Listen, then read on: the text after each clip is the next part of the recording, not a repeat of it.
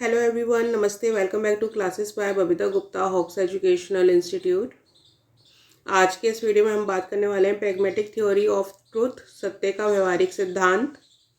देखिए, theories of truth मैं आप लोगों के साथ में ऑलरेडी शेयर कर चुकी हूँ। उसमें मैंने आप लोगों के साथ में 3 थ्योरी शेयर की थी: correspondence theory of truth, coherence theory of truth और प्रैग्मेटिक थ्योरी ऑफ ट्रुथ। तो उस पूरी थ्योरी के अंदर जो एक बच्चे का पूछा था, क्वेरी थी कि प्रैग्मेटिक थ्योरी ऑफ ट्रूथ अगर आता है एग्जाम में, जो यूटिलिटी बेस्ड है उसका हम आंसर किस तरीके से लिखेंगे। तो देखिए, जो बीएड और एमएड के बच्चे होते हैं इनको क्या है, डिटेल में आंसर लिखना होता है इनको। तो इनका एक जो आंसर होता है वो 6 से 7 शीट पे होता है, यानी 6 to 7 शीट्स पे उनको आंसर लिखना होता है। अब उसको किस तरीके से लिखा जाए, तो जो ऑब्जेक्टिव टाइप पेपर्स होते हैं, एग्जाम्स होते हैं, तो उसमें बच्चों को इतना डिटेल में करने की ज़रूरत नहीं होती है। बट जो बच्चे बीएड और एमएड कर रहे होते हैं उनको डिटेल में आंसर पढ़ना होता है, उसको देखना होता है, क्योंकि उनको ऐसे ही आंसर अपने एग्जाम में लिखना होता है। तो इसलिए जो मैं वीडियो शेयर करती हूँ वो डिटेल्ड वीडियो ही होते हैं, क्योंकि बीएड एमएड के बच्चों के लिए भी वो वीडियोज़ होते हैं। तो आप सभी जो थ्योरीज ऑफ ट्रूथ में शेयर कर चुकी हूँ आप उसको ज़रूर देखें। उसका मैं लिंक आपको डिस्क्रिप्शन बॉक्स में दे दूँगी, तो उससे आपको क्लियर हो जाएगा जो थ्योरीज ऑफ ट्रूथ है किस तरीके से होती हैं।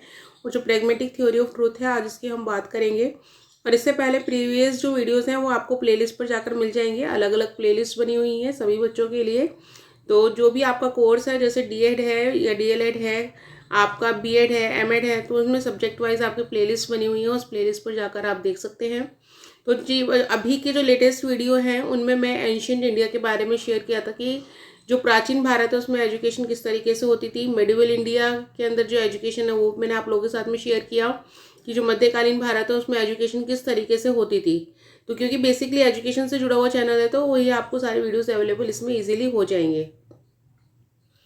तो चलिए इसको हम स्टार्ट करते हैं। और इसको स्टार्ट करने से पहले आप चैनल को लाइक सब्सक्राइब ज़रूर करें, वीडियोस को लाइक करें, चैनल को सब्सक्राइब करें और जो वीडियो है वो दूसरों के साथ भी शेयर करें ताकि दूसरों तक भी ये नॉलेज पहुंच पाए। तो चलिए देख लेते हैं इसको हम। इसमें देखिए, जो हम बात करते हैं प्रैग्मेटिक थ्योरीज ऑफ ट्रुथ की, तो इसमें 3 नाम हमारे आते हैं, जिसमें है पियर्स, जेम्स और जॉन डेवी। तो उनकी तीनों ने किस तरीके से इसमें काम किया उसके बारे में हम इसमें डिटेल में पढ़ेंगे। तो इसका फर्स्ट पॉइंट हम देख लेते हैं, और हिंदी मीडियम इंग्लिश मीडियम दोनों तरह के बच्चों के लिए है। तो साथ साथ मीनिंग बताती रहूंगी, तो आप लोग नोट करते रहिएगा जो भी आपको अगर कोई डिफिकल्ट मीनिंग लगता है तो देखिए, इसमें हमें फर्स्ट पॉइंट दिया हुआ है, the pragmatic theory of truth is a product of pragmatism. यानी जो हम प्रैग्मेटिक थ्योरी की बात करते हैं, व्यवहारिक सिद्धांत की बात करते हैं, तो किससे निकला हुआ है, ये प्रैग्मेटिज्म से निकला हुआ है, यानी व्यवहारवाद।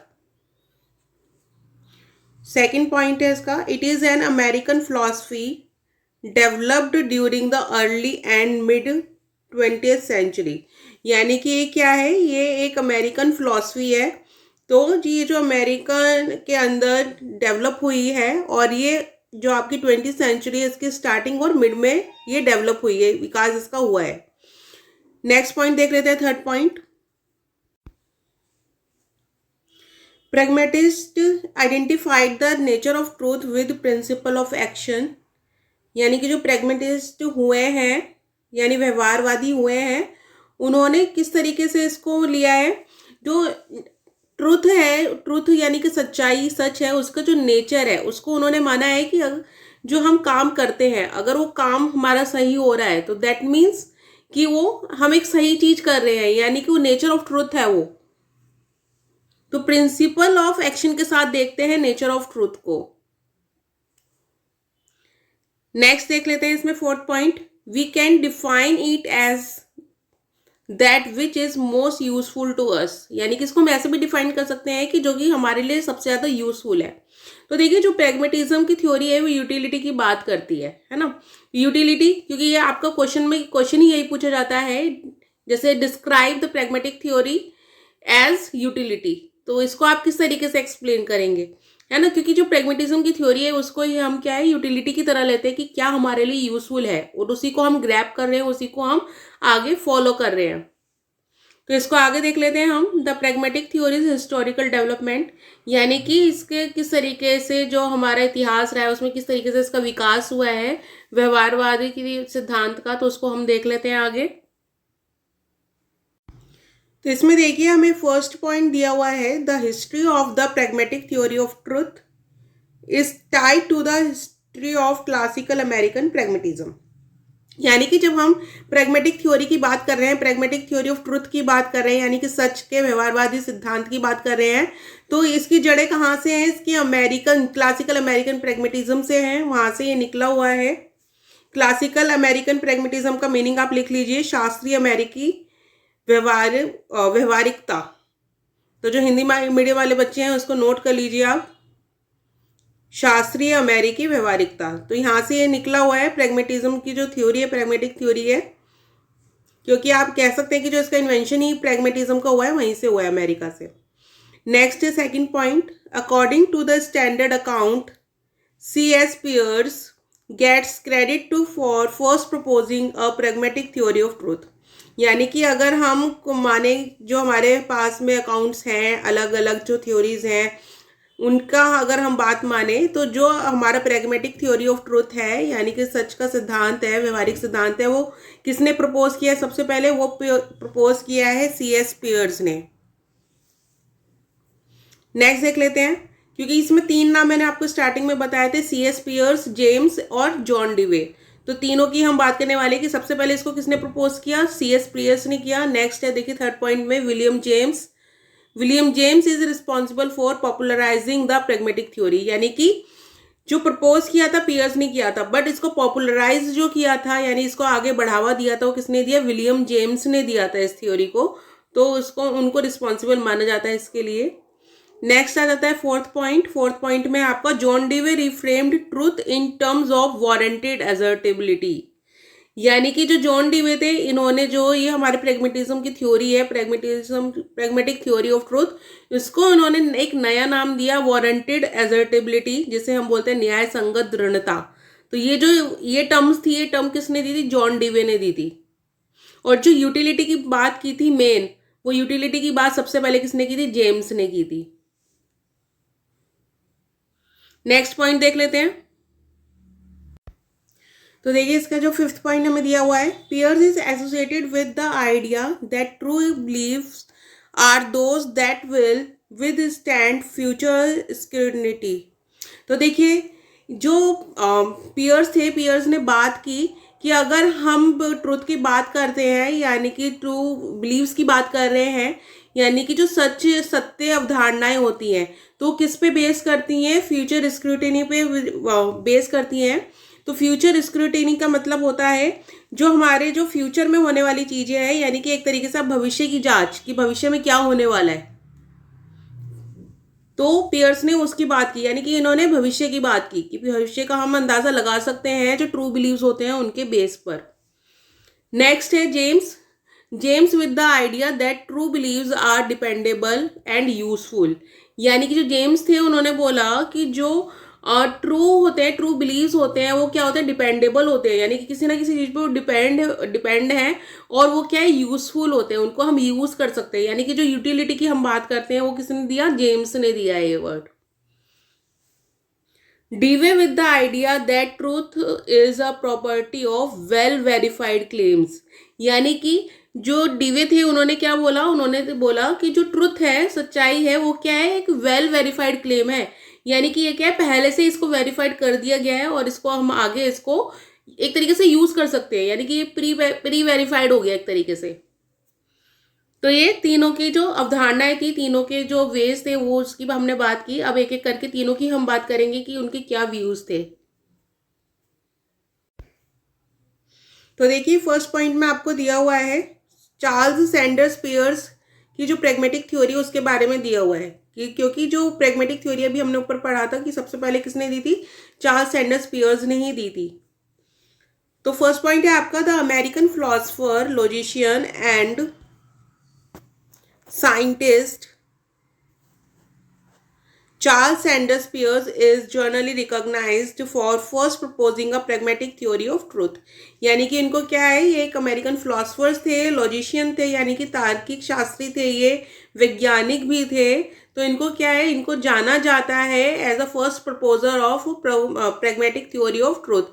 यानी कि जो सत्य का व्यवहारिक सिद्धांत है सबसे पहले किसने दिया था? पियर्स ने दिया था।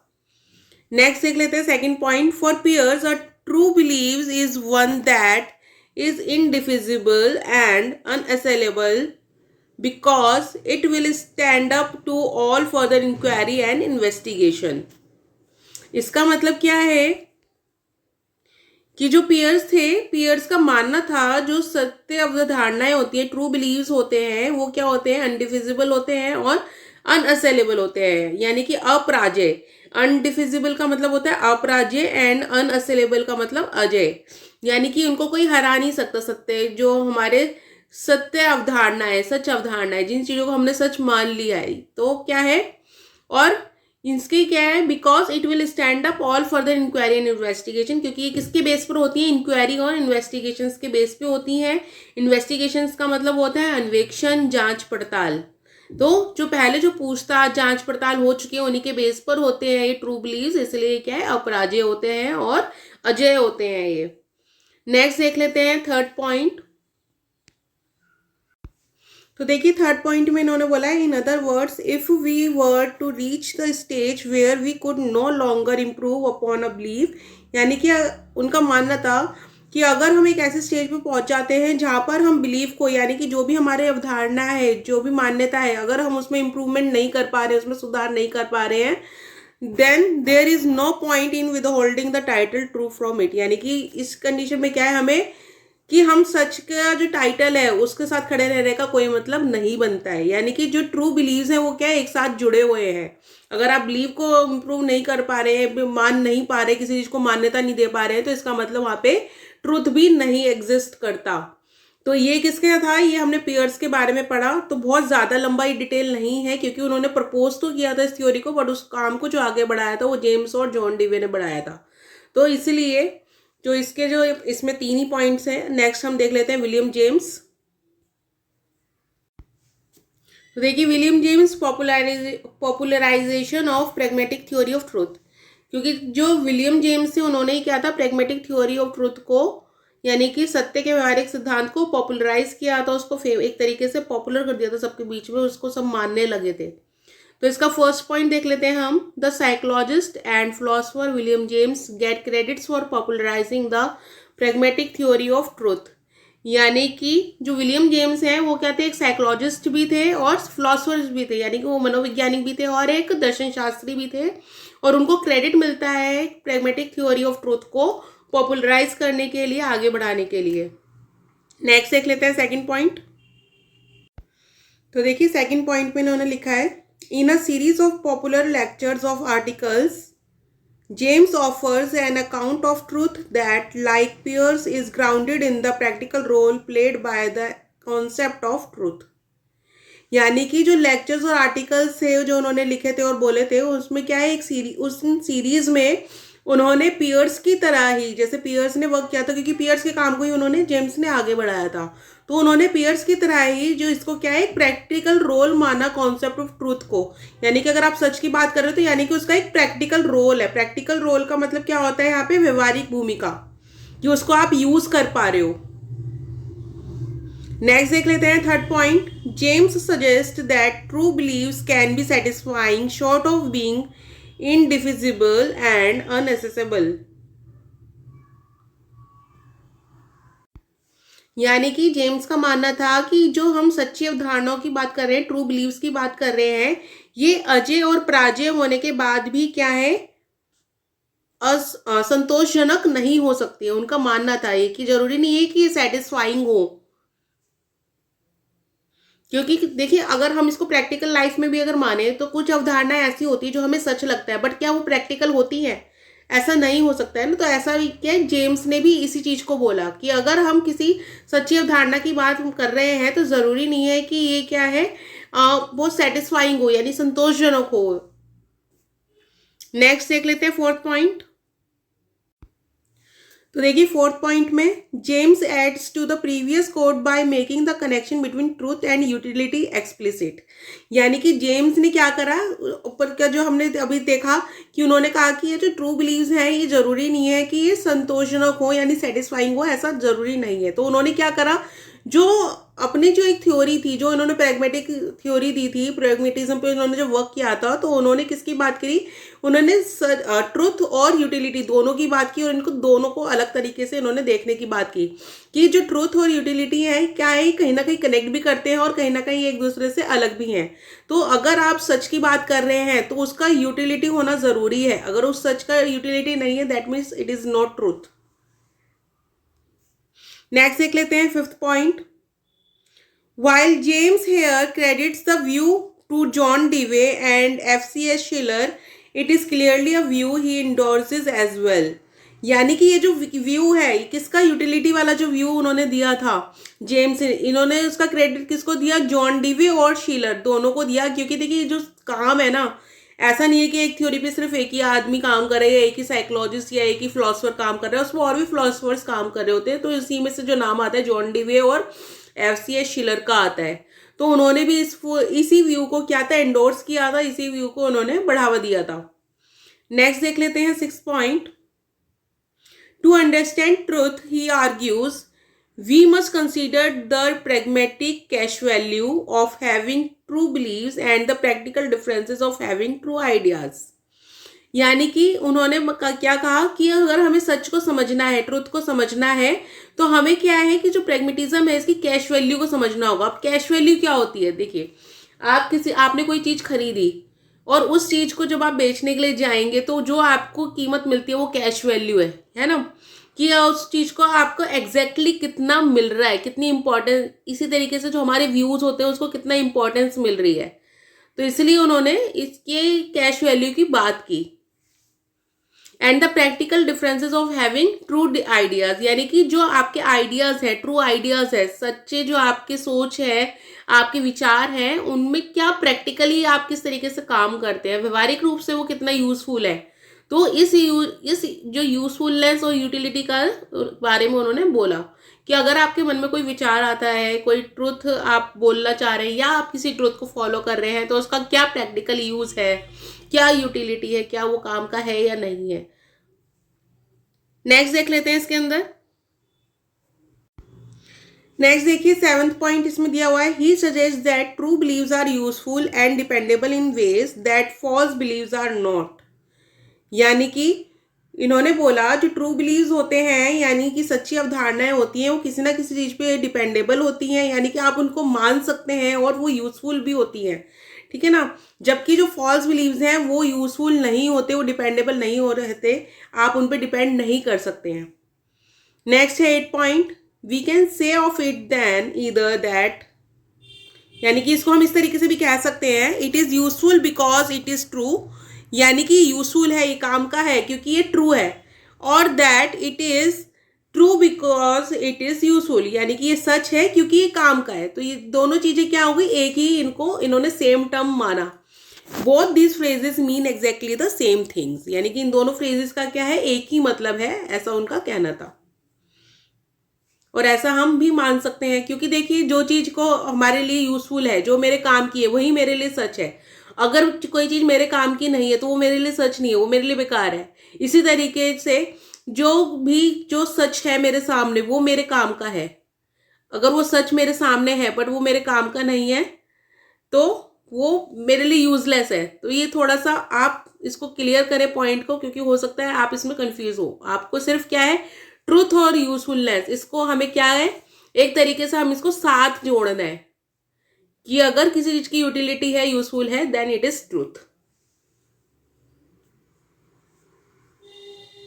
अब देखिए पियर्स की बात हो गई है, जेम्स की बात हो चुकी है, अब हम बात करने वाले हैं जॉन डीवे। और जॉन डीवे का नाम सभी ने सुना होगा क्योंकि जो लर्निंग बाय डूइंग है, ये कॉन्सेप्ट भी क्या है, जॉन डीवे से ही निकला हुआ है। तो देखिए John Dewey's reframing of pragmatic theory of truth, तो यानी कि जो प्रैग्मेटिक थ्योरी ऑफ ट्रूथ थी, सत्य का व्यवहारिक सिद्धांत है, इसको क्या है, रीफ्रेम इन्होंने किया है, यानी कि एक तरीके से पुनर्रचना इन्होंने की है। तो इसका फर्स्ट पॉइंट हम देख लेते हैं। In the early 20th century, यानी कि जब 20वीं सदी की शुरुआत हो रही थी, शुरुआत में Peirce writing were not yet widely available, यानी कि जो पियर्स ने जो भी कुछ लिखा था वो बहुत ज़्यादा अवेलेबल नहीं था, क्योंकि उन्होंने कॉन्सेप्ट तो दिया था बट उसके ऊपर बहुत ज़्यादा वर्क नहीं किया और उनका जो वर्क था वो आगे नहीं चला. As a result the pragmatic theory of truth was frequently identified with James account. यानी कि इसी वजह से क्या है, जो प्रैग्मेटिक थ्योरी है वो किसके नाम से जाने लगी, जेम्स के नाम से जाने लगी, क्योंकि जो पियर्स थे, पियर्स के बाद में जेम्स ने काम किया था. सेकंड पॉइंट देख लेते हैं. तो देखिए सेकंड पॉइंट में इन्होंने बोला है like Peirce James argues that a pragmatic account of truth is superior to a correspondence theory. यानी कि जैसे पियर्स ने बोला था इसी तरीके से जेम्स ने भी यही बात की कि जो प्रैग्मेटिक थ्योरी की अगर हम बात करते हैं तो वो क्या है, कॉरेस्पॉन्डेंस थ्योरी से सुपीरियर है. क्योंकि मैंने आपको स्टार्टिंग में बताया था थ्योरीज ऑफ ट्रूथ में 3 थ्योरीज की बात होती है, कोहेरेंस थ्योरी, कॉरेस्पॉन्डेंस थ्योरी और प्रैग्मेटिक थ्योरी. तो इन्होंने जो प्रैग्मेटिक थ्योरी है उसको कॉरेस्पॉन्डेंस थ्योरी से ऊपर माना. तो आप इसको देख लीजिए. कॉरेस्पॉन्डेंस थ्योरी को आप लिख लीजिए पत्राचार सिद्धांत. जो हिंदी मीडियम स्टूडेंट्स है, पत्राचार सिद्धांत, कॉरेस्पॉन्डेंस थ्योरी. और इसको डिटेल में पढ़ने के लिए आप थ्योरीज ऑफ ट्रूथ को जरूर देखिए, उसमें आपको अच्छे से क्लियर होगा. नेक्स्ट देख लेते हैं third point. At first glance, अगर हम पहली बार में देखें तो Dewey's account of truth looks like a combination of Peirce and James. यानी कि अगर हम पहली बार में एक होता है ना एक नजर किसी को देखना, तो इस तरीके से अगर हम देखें तो जो जीवे ने जीवे नहीं डीवे ने जो काम किया था, तो डीवे का जो काम था वो किसका कॉम्बिनेशन की तरह लगता है, पियर्स और जेम्स. तो पियर्स और जेम्स का कॉम्बिनेशन लगता है कि दोनों के काम को मिलाकर इन्होंने अपना जो प्रैग्मेटिक थ्योरी है उसको इन्होंने आगे बढ़ाया है. नेक्स्ट देख लेते हैं fourth point. Like Peirce Dewey emphasises the connection between truth and rigorous scientific inquiry. तो देखिए इसमें जो है डीवे ने भी क्या है, पियर्स की तरह ही ट्रूथ और रिगरस साइंटिफिक इंक्वायरी यानी कि जो कठोर वैज्ञानिक जांच है उसके क्या एक कनेक्शन माना. यानी कि सच और जो कठोर वैज्ञानिक जांच होती है, यानी कि एक साइंटिफिक ट्रूथ की जो बात होती है, उन दोनों में कनेक्शन होता है. नेक्स्ट देख लेते हैं फिफ्थ पॉइंट. तो देखिए फिफ्थ पॉइंट में इन्होंने बोला है like James Dewey views truth as the verified result of past inquiry rather than as the anticipated result of inquiry proceeding into an indefinite future. यानी कि जो डीवे ने जेम्स की तरह ही क्या माना कि जो ट्रुथ है वो कहीं ना कहीं पास्ट इंक्वायरी का रिजल्ट है, वो वेरीफाइड है. यानी कि पास्ट में जो हमने एक्सपीरियंस किया था उसी से वो वेरीफाइड है, इसलिए वो ट्रुथ है, रेदर देन कि वो फ्यूचर, जो प्रोसीडिंग फ्यूचर. क्योंकि जो पियर्स थे, पियर्स ने किसकी बात की थी, फ्यूचर की बात की थी कि जो ट्रुथ है उसके थ्रू हम क्या है, पियर्स जो फ्यूचर है उसके बेस पे हमें ट्रूथ को मानना चाहिए. यानी कि कुछ ऐसी चीजें जो फ्यूचर में चलेंगी या नहीं चलेंगी तो ट्रूथ को हम वैसा मान ले, ऐसा नहीं हो सकता है. तो जो ट्रूथ है वो क्या है, वेरीफाइड है, यानी कि वो पास्ट में वो चीजें हो चुकी है, तो उसी को उन्होंने क्या है ट्रुथ माना, जो कि वेरीफाइड है. यानी कि एक तरीके से वेरीफाइड नॉलेज की यहाँ बात हो रही है. नेक्स्ट देख लेते हैं sixth point. Furthermore like both Peirce and James, यानी कि पियर्स और जेम्स दोनों की तरह Dewey charges correspondence theory of truth with being unnecessarily obscure. यानी कि जेम्स और पियर्स की तरह ही इन्होंने क्या है कि माना कि जो कॉरेस्पॉन्डेंस थ्योरी है वो क्या है, एक तरीके से अननेसेसरली ऑब्सक्योर है, यानी कि वो स्पष्ट नहीं है ना. तो इसको आप लिख लीजिए अननेसेसरली ऑब्सक्योर, यानी अनावश्यक रूप से अस्पष्ट. Because these theories depend on an abstract and unverifiable relationship between a proposition and how things really are. क्योंकि एक चीज ये जो थ्योरी है, कौन सी थ्योरी की बात हो रही है, कॉरेस्पॉन्डेंस थ्योरी की बात हो रही है यहाँ पे, कि वो कहीं ना कहीं क्या है, एब्स्ट्रैक्ट है. एब्स्ट्रैक्ट यानी कि वो आपके सामने नहीं है, आपने उस चीज को मान लिया है ना. तो जो चीजें हमारे पास एग्जैक्टली है, जो चीज जैसी है, जैसी वो रियल में है और वो उसकी एक अवधारणा हमने बना ली, तो वो क्या है, इन दोनों में कहीं ना कहीं डिफरेंस होता है. तो ये मानना था जॉन डीवे का, यानी कि वो वेरीफाइड नहीं है. आप सिर्फ एक क्या है, एक अंदाजा लगा रहे हो क्योंकि इस सच से ऐसा कुछ हो सकता है, वो रियली वो है कि नहीं, ये एक क्वेश्चन है. ठीक है ना. नेक्स्ट देख लेते हैं 7th पॉइंट। तो देखिए इसमें finally Dewey also offers a pragmatic reinterpretation of the correspondence theory that operationalizes the idea of correspondence.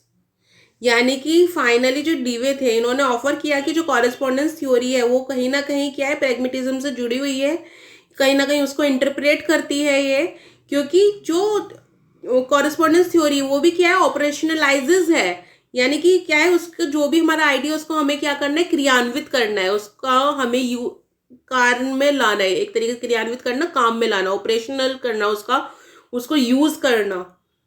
ठीक है ना। तो कॉरेस्पॉन्डेंस थ्योरी को भी उन्होंने क्या प्रैग्मेटिज्म व्यू से देखने की बात की थी। नेक्स्ट देख लेते हैं 8 point. Dewey eventually came to believe that conventional philosophical terms such as truth and knowledge were burdened with so much baggage and had become so fossilized. यानी कि जो डीवे थे उनका कहीं ना कहीं ये मानना था, क्या मानना था, कि जो ट्रुथ और नॉलेज की हम बात कर रहे हैं, सच और ज्ञान की बात कर रहे हैं, ये क्या है, एक पारंपरिक रूप से चलता आ रहा है, एक बर्डन है। तो देखिए कन्वेंशनल का मतलब सबसे पहले आप नोट कर लीजिए पारंपरिक। तो ये क्या है, पारंपरिक रूप से चलते आ रही इस तरीके की टर्म्स है, एक तरीके से बर्डन है ये, जो कि क्या है, फॉसिलाइज्ड हो चुका है, यानी कि बिल्कुल खत्म हो चुका है, अब उसका कोई यूज नहीं है। तो फॉसिलाइज्ड का मतलब होता है अवशेषित, यानी कि अवशेष, बचे हुए अवशेष, यानी कि अब उसका कोई यूज नहीं बचा है। ठीक है ना। तो एक तरीके से बर्डन माना है उन्होंने ट्रूथ एंड नॉलेज को, अगर हम खाली ट्रूथ एंड नॉलेज की बात कर रहे हैं तो। नेक्स्ट देख लेते हैं 8 पॉइंट, सॉरी 8 नहीं 9th पॉइंट पे अब हम। तो 9th पॉइंट में है, it was difficult to grasp the practical role this terms had originally served. यानी कि अभी यहाँ पे कौन टर्म्स की बात हो रही है, यहाँ पे टर्म्स जो हमने बात की, यहाँ पे ट्रूथ एंड नॉलेज की बात हो रही है, यानी कि सच और ज्ञान की बात हो रही है। क्योंकि अगर हम सच और ज्ञान की बात करें तो उनका मानना था कि क्या है, इसका जो प्रैक्टिकल रोल है, यानी कि व्यवहारिक रूप है, उसको जानना, उसको समझ पाना थोड़ा क्या है, डिफिकल्ट है, मुश्किल है, क्योंकि जैसा उनको ओरिजिनली सर्व किया जा रहा है वो आपको एक तरीके से डिफरेंट देखने के लिए मिलेगा। नेक्स्ट है इसमें 10th point. As a result in his later writing Dewey largely avoids speaking of truth और नॉलेज। और इसका रिजल्ट क्या हुआ कि आगे के जो डीवे के वर्क थे उसके अंदर उन्होंने ट्रूथ और नॉलेज को इन्होंने अवॉइड किया, इसके बारे में बात करना, यानी कि उन्होंने अब ट्रूथ एंड नॉलेज की बात नहीं की, उसकी जगह किस चीज की बात की, अभी हम नेक्स्ट पॉइंट में पढ़ेंगे इसको। तो देख लेते हैं next point. By his 1938 logic The theory of inquiry, Dewey was speaking of warranted assertability. अब देखिए यहाँ पे वारंटेड एजर्टेबिलिटी का बात हुई है। जब मैंने स्टार्टिंग की थी थ्योरी की तभी मैंने ये वर्ड का यूज किया था, क्योंकि ये क्या है, डीवे ने ही दिया था वारंटेड एजर्टेबिलिटी, यानी न्याय संगत दृढ़ता। तो 1938 के अंदर जो डीवे थे इन्होंने अपनी इस थ्योरी की बात की, उसके बारे में बोला, और इसको इन्होंने एक नई टर्म का नाम दिया वारंटेड एजर्टेबिलिटी, जिसको हम बोलते हैं न्याय संगत दृढ़ता। यानी कि किसी चीज को आप एकदम, जैसे होता है ना, जजमेंट करके कर रहे हो, या फिर एक एथिकल वे में, या फिर हम कह सकते हैं किसी चीज को आप न्याय संगत उसमें कर रहे हो। वारंटेड क्या होता है, अगर आप कोई चीज खरीद रहे हैं और उसकी वारंटी आपको मिल रही है, यानी कि वो क्या है, वो उतने टाइम तक क्या है उसको आप, वो एप्लीकेबल रहेगी, वो बिल्कुल सही रहेगी, आप ये मान के चल रहे हैं कि उतने टाइम तक उसको चल के रहेगी, उसकी वारंटी है। तो इसी तरीके से उन्होंने थ्योरी ऑफ प्रैग्मेटिज्म की बात की कि वो क्या है, वारंटेड एजर्टेबिलिटी है, यानी कि वहां पे क्या है, न्याय संगत दृढ़ता है, उसको आप बिल्कुल सच मान सकते हैं, उसको यूज कर सकते हैं आप। As a goal of inquiry using this term in place of both truth and knowledge, यानी कि ट्रूथ एंड नॉलेज की जगह उन्होंने इसकी वारंटेड एजर्टेबिलिटी की बात की। नेक्स्ट देख लेते हैं 12th पॉइंट। और ये वीडियो हो सकता है थोड़ा सा लंबा बने, क्योंकि इसमें पॉइंट्स ज़्यादा हैं, फुल थ्योरी मैंने आप लोगों के साथ में शेयर की है ताकि आपको कंप्लीट नॉलेज मिल सके। और अगर आप बीच में स्किप कर देंगे तो आपको हो सकता है थोड़ा प्रॉब्लम हो जाए समझने में, तो इसको आप स्टार्टिंग से ही अच्छे से सुने, इसको समझे। अगर कोई डाउट होता है तो आप कमेंट बॉक्स में लिख के भी मुझसे बाद में पूछ सकते हैं। तो देखिए 12th पॉइंट इसका, In 1941, in a response to Russell entitled Proposition Warranted Assertability and Truth, यानी कि इन्होंने क्या है 1941 में रशेल का जो रिस्पॉन्स आया था वारंटेड एजर्टेबिलिटी के लिए, तो वो हम देख लेते हैं कि उसमें उन्होंने क्या लिखा था. He wrote that warranted assertibility is a definition of the nature of knowledge in the honorific sense according to which only true beliefs are knowledge.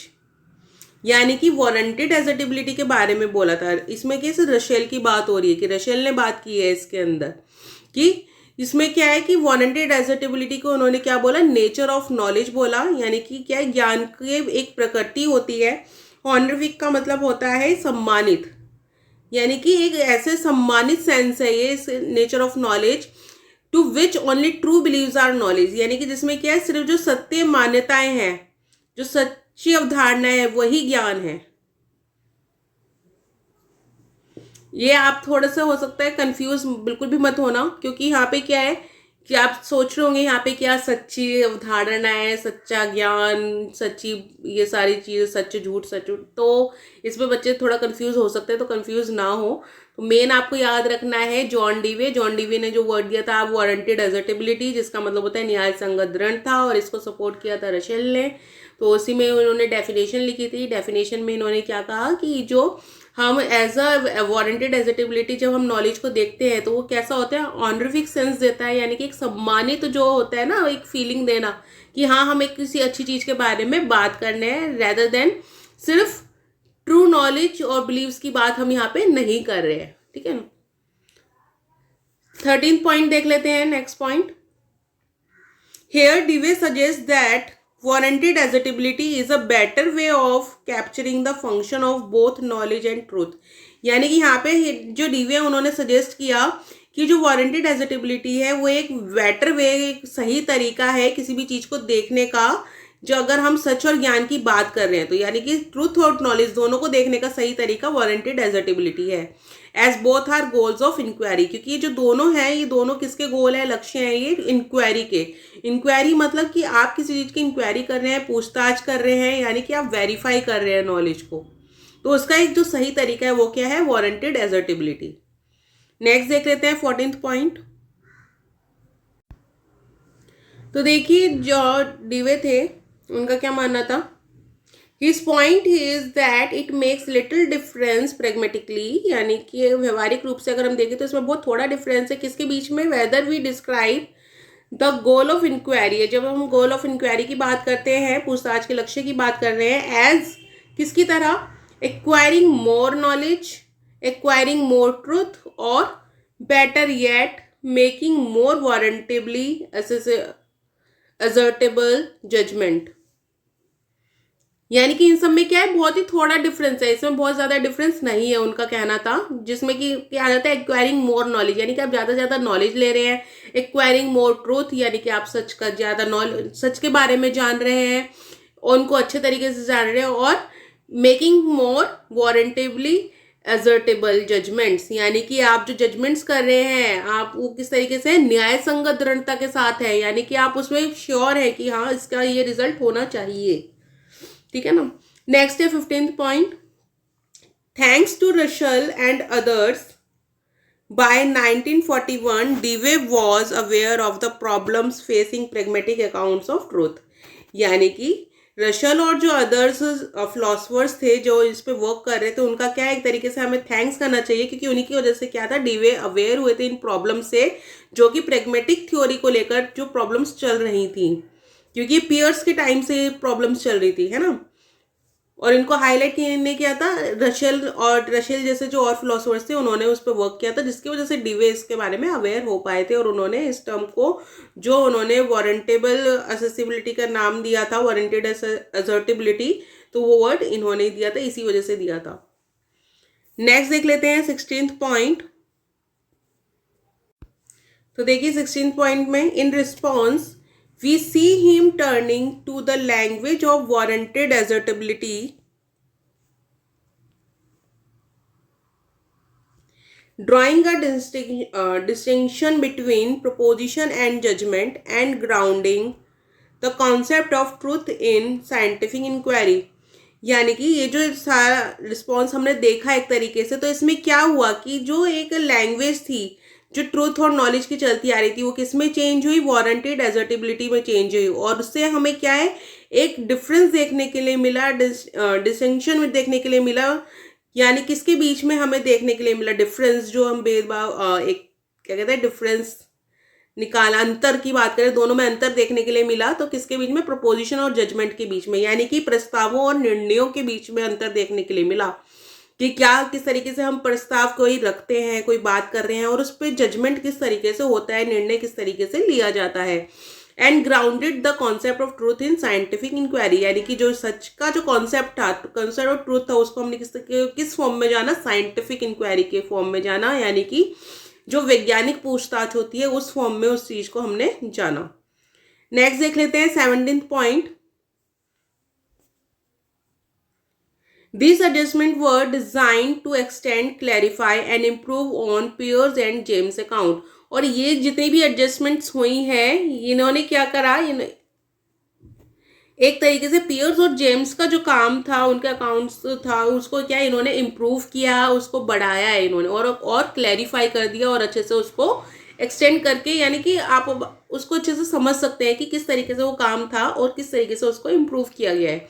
जो कि अभी आप ये पूरी थ्योरी पढ़ के भी आपको समझ में आया होगा कि किस तरीके से जो प्रैग्मेटिज्म थ्योरी है चलती आ रही है। नेक्स्ट देख लेते हैं 18th पॉइंट।